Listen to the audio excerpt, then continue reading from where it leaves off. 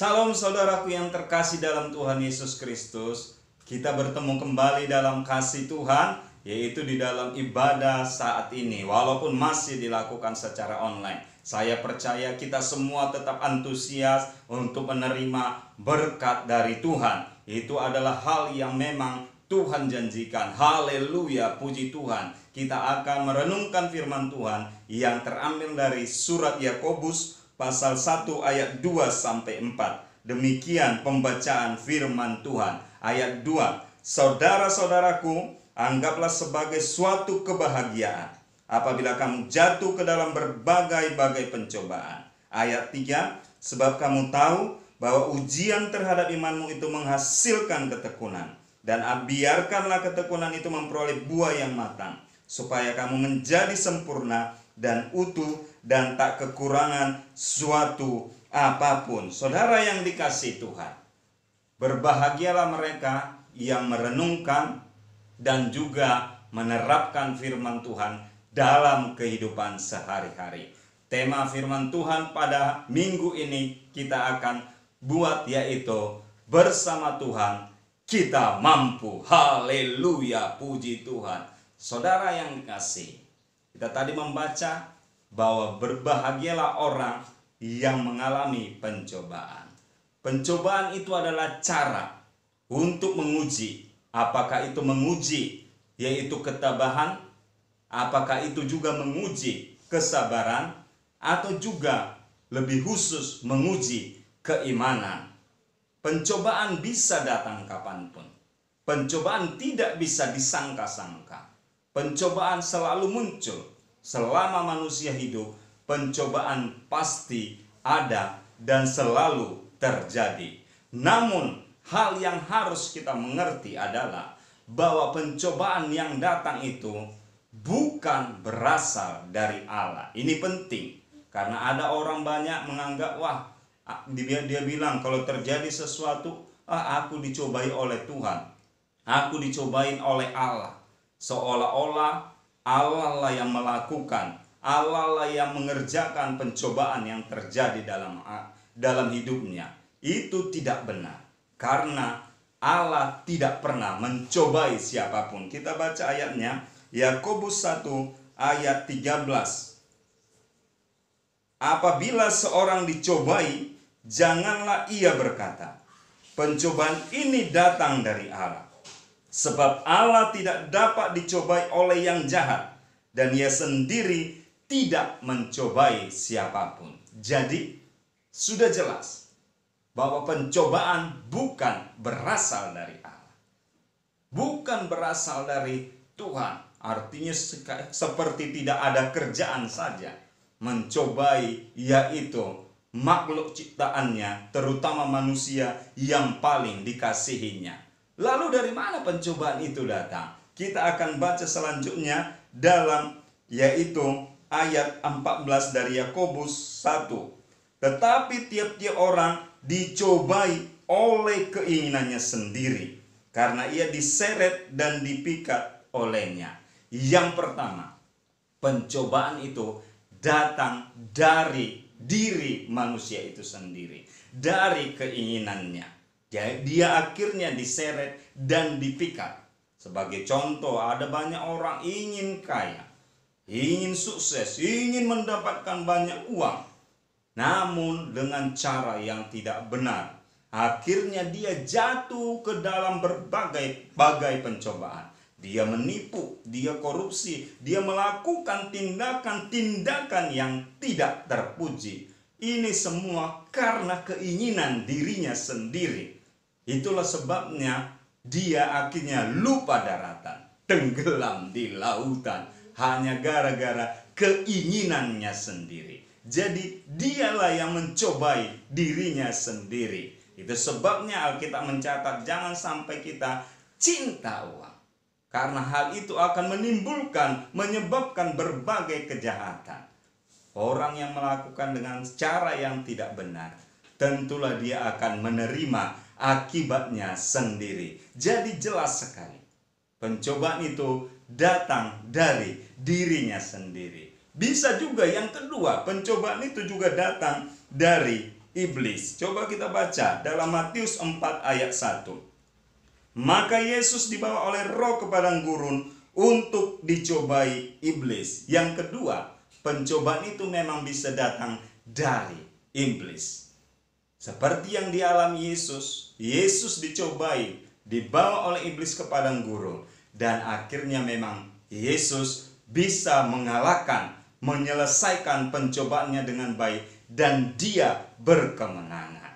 Atau kasus yang lainnya adalah seperti yaitu yang dialami oleh Ayub. Kita tahu Ayub pada zamannya adalah orang yang paling saleh, orang yang paling benar. Di dalam Ayub 1 mulai ayat 6 dikatakan, pada suatu hari datanglah anak-anak Allah menghadap Tuhan, dan di antara mereka datanglah juga iblis.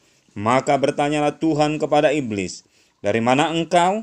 Lalu jawab iblis kepada Tuhan, dari perjalanan mengeliling dan menjelajah bumi. Lalu bertanyalah Tuhan kepada iblis, apakah engkau memperhatikan hambaku Ayub? Sebab tiada seorang pun di bumi seperti dia, yang demikian saleh dan jujur, yang takut akan Allah dan menjauhi kejahatan. Lalu jawab iblis kepada Tuhan, apakah dengan tidak mendapat apa-apa Ayub takut akan Allah? Bukankah engkau yang membuat pagar sekeliling dia dan rumahnya serta segala yang dimilikinya? Apa yang dikerjakannya telah kau berkati, dan apa yang dimilikinya makin bertambah di negeri itu. Tetapi ulurkanlah tanganmu dan jamalah segala yang dipunyainya. Ia pasti mengutuki engkau di hadapanmu. Maka firman Tuhan kepada iblis, nah, segala yang dipunyai ada dalam kuasamu. Hanya janganlah engkau mengulurkan tanganmu terhadap dirinya. Kemudian pergilah iblis dari hadapan Tuhan. Pada suatu hari ketika anak-anaknya yang lelaki dan yang perempuan makan dan minum anggur di rumah saudara mereka yang sulung, datanglah seorang pesuruh kepada Ayub dan berkata, sedang lembu sapi membajak dan keledai-keledai betina makan rumput di sebelahnya. Datanglah orang-orang Seba menyerang dan merampasnya, serta memukul penjaganya dengan mata pedang. Hanya aku sendiri yang luput, sehingga dapat memberitahukan hal itu kepada Tuhan. Belum lagi pesuruh yang satu itu selesai berbicara, datang lagi pesuruh yang lain. Tuhan, tiba-tiba ada api menyambar dari langit, membakar habis dan memakan seluruh kawanan kambing domba dan juga penjaga-penjaganya. Tetapi aku sendiri yang luput untuk memberitahukan kepada Tuhan. Belum lagi pesuruh yang kedua ini juga selesai berbicara kepada Ayub. Datang lagi pesuruh yang ketiga. Tuhan, tadi ada rombongan orang Kasdim membentuk 3 pasukan. Lalu mereka memukul dan merampas seluruh kawanan unta dan juga menghabisi seluruh penjaga-penjaganya. Dan aku sendiri yang luput. Belum juga pesuruh yang ketiga ini selesai berbicara. Datang lagi pesuruh yang keempat. Tuhan, ketika anak-anak Tuhan yang laki-laki dan yang perempuan berpesta di rumah saudaranya. Lalu tiba-tiba yaitu ada angin yang bertiup sangat kencang, angin ribut, sehingga melanda rumah di mana tempat mereka berpesta. Dan rumah itu roboh, menimpa semua anak-anak Tuhan dan mereka mati. Mendengar semua hal ini, waktu mendengar peristiwa pertama yang disampaikan pesuruh tadi, Ayub masih kuat. Waktu mendengar peristiwa yang kedua yang disampaikan pesuruh yang kedua tadi, Ayub masih tabah. Waktu mendengar peristiwa yang disampaikan oleh pesuruh yang ketiga, Ayub masih tegar. Dan terakhir mendengar berita dari pesuruh yang keempat, seluruh anaknya mati, baik yang laki-laki dan perempuan. Ayub langsung lunglai, dia langsung jatuh, langsung dikoyakkannya jubahnya, dikoyakkannya bajunya, dan dia berkata, Tuhan yang memberi, Tuhan yang mengambil, terpujilah nama Tuhan. Dalam situasi yang begitu benar-benar adalah sesuatu yang sangat berat untuk diderita, untuk dipikul, untuk dialami. Ayub tidak berdosa dengan mulutnya. Dia masih berkata, terpujilah Tuhan. Dan apakah sampai di situ saja?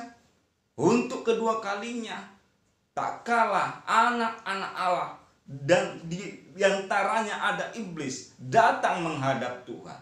Tuhan bertanya lagi, bagaimana keadaan Ayub hambaku, kau lihat? Lalu iblis masih berkata lagi, ya, kalau masih segala yang dia punya kau ambil, dia masih bisa mengucap syukur. Coba sekarang kau jamah tubuhnya, kau buat dia mengalami penyakit. Lalu Allah juga mengizinkan dan berkata kepada iblis, ya sudah, kuberikan kuasa kepadamu, tapi nyawanya itu adalah milikku, kata Allah. Dan iblis menimpahkan penyakit seluruh tubuh Ayub, dari ujung rambut sampai ujung kaki, dipenuhi bara, dipenuhi yaitu nanah yang tentu aromanya sangat bau. Dan karena begitu mengerikannya, Ayub sampai memakai potongan kaca, potongan beling untuk menggaruk-garuk seluruh tubuhnya karena gatal akibat bara yang ada di seluruh tubuhnya, akibat luka-luka yang mungkin mirip kayak koreng di seluruh tubuhnya. Dan dalam situasi ini, akhirnya istrinya berkata, masihkah engkau menyembah Allahmu? Saatnya kutukilah Allahmu. Apa kata Ayub? Dasar perempuan gila. Masa kita hanya mau menerima yang baik dari Allah, tetapi tidak mau menerima yang buruk. Dalam hal ini untuk kedua kalinya, Ayub tidak berdosa. Dia tetap tabah, dia tetap kuat menghadapi pencobaan. Dan kita tahu, saudaraku, bahwa memang seperti kata Alkitab dalam 1 Korintus pasal 10 ayat 13, saya akan baca. Pencobaan-pencobaan yang kamu alami ialah pencobaan-pencobaan biasa yang tidak melebihi kekuatan manusia. Sebab Allah setia, dan karena itu Ia tidak akan membiarkan kamu dicobai melampaui kekuatanmu. Pada waktu kamu dicobai, Ia akan memberikan kepadamu jalan keluar sehingga kamu dapat menanggungnya. Jadi, memang kalau kita baca situasi yang dialami Ayub, itu sudah mengerikan, itu sudah luar biasa. Mungkin di antara kita tidak ada yang mengalami hal yang demikian. Namun walaupun seperti itu, Alkitab menyatakan itu masih pencobaan biasa. Kenapa dibilang biasa?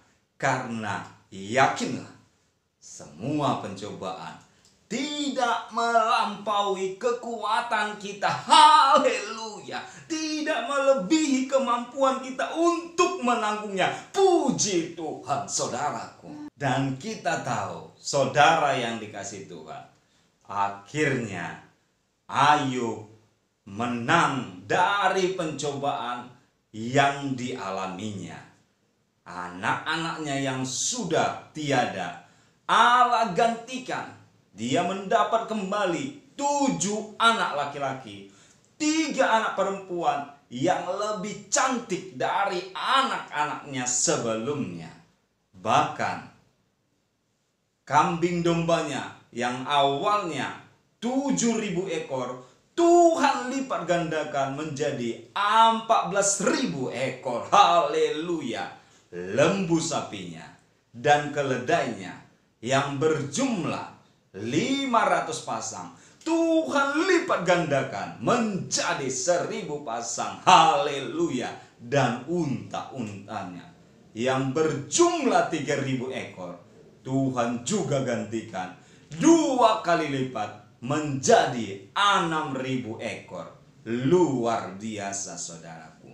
Dan memang Allah berjanji, tak kala kita menang dari pencobaan, seperti dikatakan dalam Yakobus 1 ayat 12, berbahagialah orang yang bertahan dalam pencobaan, sebab apabila ia sudah tahan uji, ia akan menerima mahkota kehidupan yang dijanjikan Allah kepada barang siapa yang mengasihi Dia.